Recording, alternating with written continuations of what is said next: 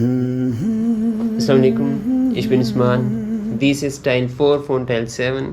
Es bezieht sich auf gute Manieren im Gottesdienst und spirituellen Verhalten. Allah sagt im Koran, jubelt nicht, do not exult or rejoice excessively. Stellt keine unnötigen Fragen, do not ask unnecessary questions. Behauptet nicht rein zu sein, do not claim yourselves to be pure.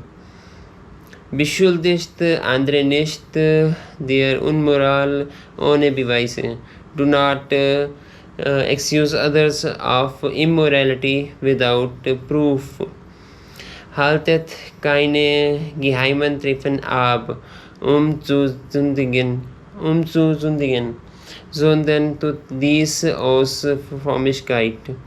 Do not hold secret meetings, rather do so secret meetings for sin, rather do so for piety. Danke. Jazakumullah khair.